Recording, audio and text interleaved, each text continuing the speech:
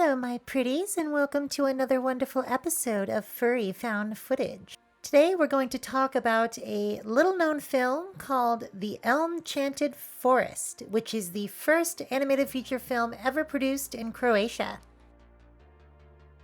Released in 1986, it was directed by Milan Blažeković, who started out making short films with the Zagreb Film Studio in the 60s before moving to Croatia Film. Elm-Chanted Forest was a co-production with the New York City-based Fantasy Films Inc., which is one of those Inc. names you know was only ever used for this production. I'm fascinated by the fact that this premiered on HBO and subsequently Just for Kids video.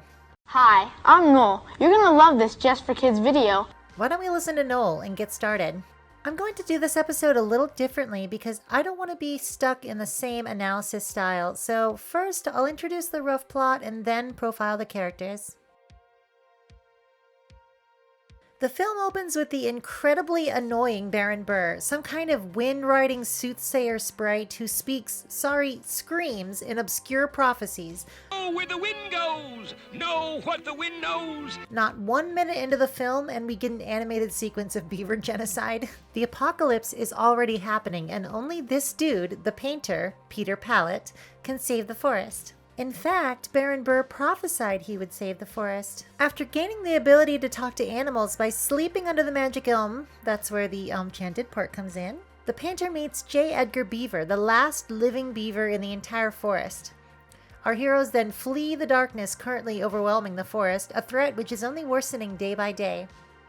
Together with a ragtag band of animals, the painter forms a resistance against Emperor Spine, a cactus, and surmises outrage is due to his inability to bloom. So this prick has erect spinal dysfunction and they want to give him plant Viagra to help him bloom, thinking it will undo him. But when it comes, that dreaded hour, the hopes of Cactus King will flower. It's kind of weird because, as a villain, if I heard, "Your hopes will flower," I would think, oh cool, my evil plan is going to succeed. A riddle? A thorny riddle? In order to save life as we know it in the Elm-Chanted Forest, the heroes have to brave a host of horrors and some legitimately high stakes. It's a charming movie, and you'd never guess by the animation style that our heroes are a hair's breadth away from death multiple times. Let's jump in and look at some of the characters. Peter Pallet is a weird dude. He has this tic where he rubs his finger underneath his nose and is very blasé about this whole talking to animals thing. Maybe he's a furry artist and doesn't find it weird? I make a rather handsome fox, don't you think? Actually, I guess he is a furry artist. The animals recruit him to help rebuild, and eventually he becomes integral to the plot to dethrone Emperor Spine. He is, after all, the chosen one. J. Edgar Beaver, again, is another character with this kind of vocal tic, this time a click, click, click before and after he says anything. Beaver dialect, perhaps? You slept under the mystic elm. Now you are elm-chanted. His job is mostly to yell at everyone and keep everyone in line and generally be a hard ass. But he is the last living beaver, so that can probably weigh a lot on your mind. I'm kind of obsessed with Emperor Spine. He's this big fat barrel cactus guy with nasty sharp teeth and speaks entirely in cactus puns. It is obscure, needle brain. I must know with pinpoint accuracy. He goes from place to place demanding destructive services from the various spirits of the forest. What I love about him is that he is a ridiculous, goofy cartoon, but is also a serious threat and speaks happily about killing the protagonists. I'll chop and hack and shred the entire forest. The Cactus King makes deals, he parlays, he lives in this wonderful wicked palace with plenty of servants and monsters, and, well, I'll tell you what happens to him later. Other than Thistle, his minions include the Spine Tinglers and the artfully designed, unsettling Executioner, as well as some random cactus fellows. Thistle is the court magician and put-upon servant of the gluttonous Emperor Spine, tasked with tempting the painter to the dark side. However, in his search, he runs into Bud E. Bear and becomes fast friends.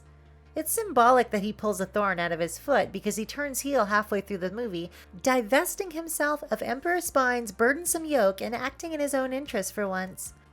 I have a friend who considers Thistle his Hagsona, so shout out. Now, I adore Bud E. Bear. He's an NBL... Old Bud E. is retired. Just got a room full of trophies and a helmet full of memories.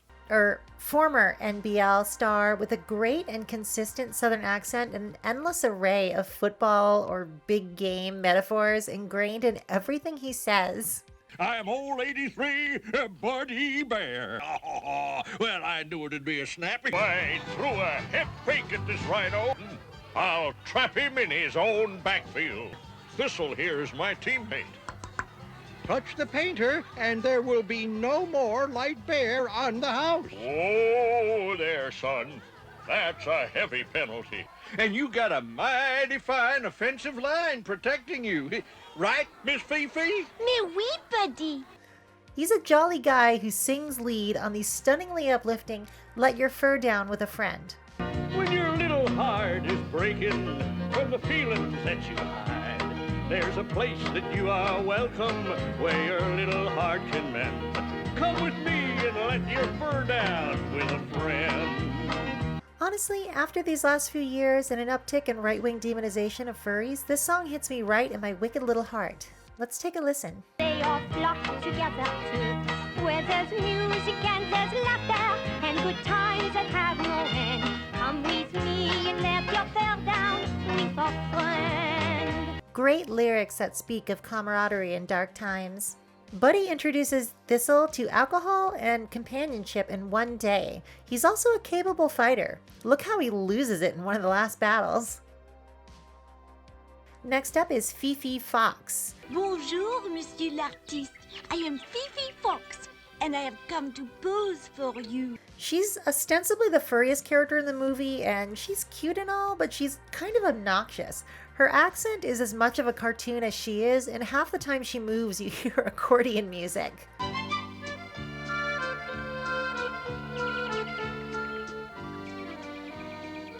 She does the same walk cycle several times throughout the movie, and she really doesn't do much for the plot other than need rescuing.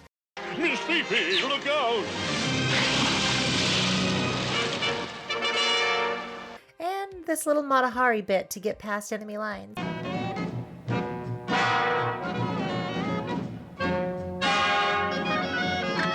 We also have a secondary villain in Michael J. Mushroom and his rather unfortunate design.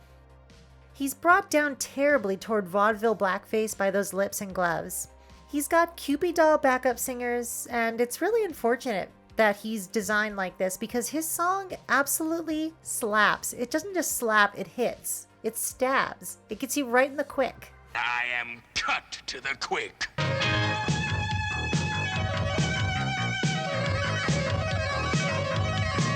Listen to these lyrics.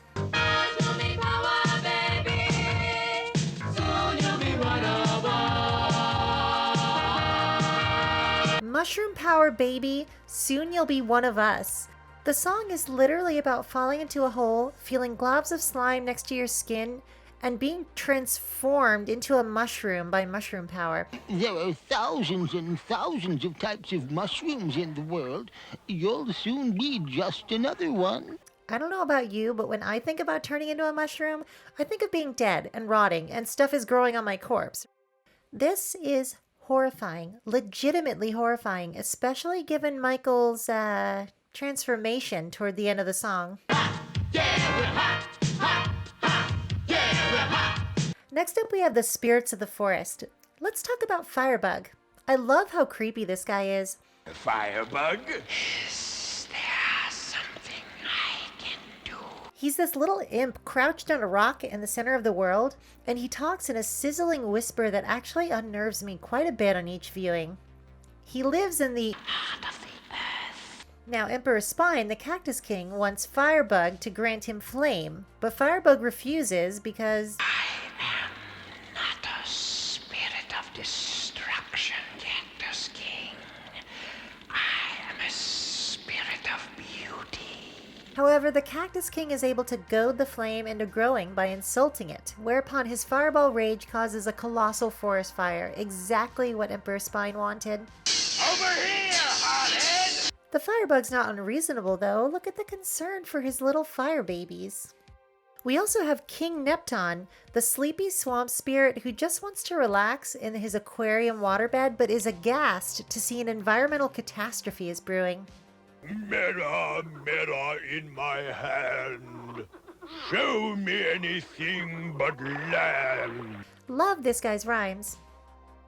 His frogs fix up his bad mood by lulling him to sleep. Gentle rains that patter. Then Emperor Spine comes in and wants him to cause a flash flood, which is kind of fascinating. Go with me on this. Emperor Spine has already burned a huge swath of forest. What happens when it rains over a forest fire? Flash floods, landslides, disaster.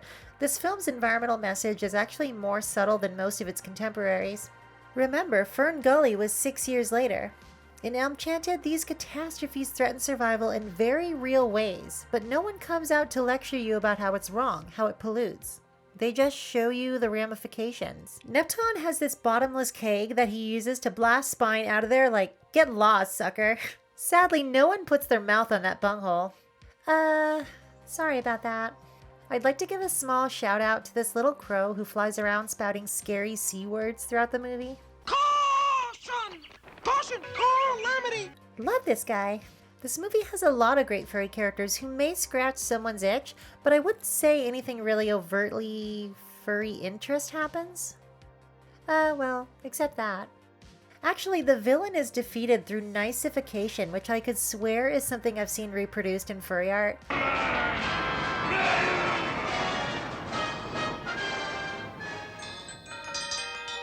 As a villain, I totally get it. You spend the whole movie fighting the heroes, and then you swallow a magic potion or whatever, and you're mollified, softened into a sweet, gentle as a lamb version of your former self. It's honestly a little kinky. Now, there is so much good music in this movie. You have things like this little lizard singing his gondola song. Gondola, gondola, gondoli, gondola. And then the choral lullaby full of psychedelic imagery.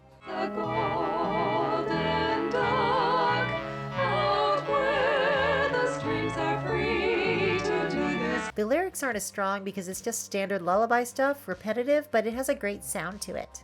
I really wish I had a lyrics sheet because the ending chorus song is actually quite lovely.